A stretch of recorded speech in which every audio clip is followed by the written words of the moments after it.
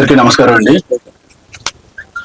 ఈరోజు అంటే IN colony నేను చూసినంత వరకు అసలు రోడ్లు లేకుండా ఒక కాలనీ వైజ్గా ఇచ్చేసి రోడ్లు లేకుండా ఉండేది.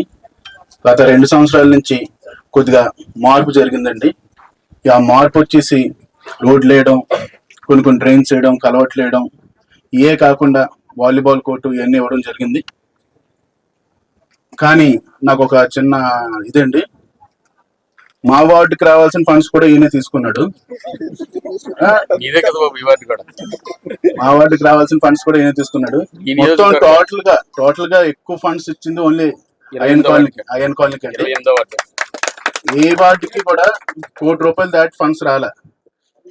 కేవలం ఐఎన్ కాలనీకి ఒకటే 2,25,28 లక్షలు వచ్చాయి.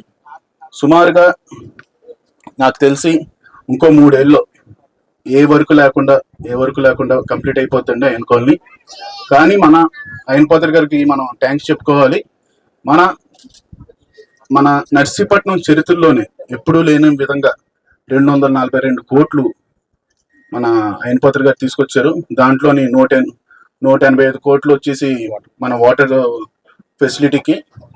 ఇంటింటికి కొలాయి వస్తుంది. ఇప్పుడు మన వర్క్స్ అవుతున్నాయి, బల్గట్టం దగ్గర ఇదంతా వర్క్స్ అవుతున్నాయి. అది కూడా నాకు తెలిసి ఒక 8 months 9 months లో క్లియర్ అయిపోద్ది సుమారుగా. మళ్ళీ మున్సిపాలిటీ అభివృద్ధి పనులకి ఒక 32 కోట్ల వరకు తీసుకొని వచ్చారు. ఇదంతా ఆల్ టైమ్ రికార్డ్ అనుకోండి, ఇదంతా ఆల్ టైమ్ రికార్డు. కానీ అది మళ్ళీ మనం గతంలో తర్వాత తీసుకురామో తెలియదు, కానీ ఈయనైతే మొత్తం అన్ని ఫండ్స్ తీసుకొస్తున్నారు.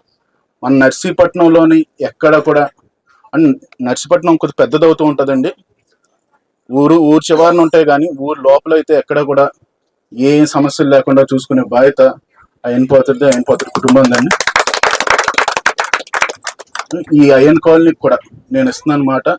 ఈ ఐఎన్ కాలనీకి కూడా గత ఎప్పుడూ లేని విధంగా ఇంకో 3 సంవత్సరాలు చూడండి. ఈ 3 సంవత్సరాల్లోనే ఇక్కడ ఏం పని లేకుండా చూస్తాం. దాని తర్వాత వచ్చి సంక్షేమ పనులు తప్ప ఇంకేం పనులు లేకుండా చూస్తాం. అది నా మాట అండి.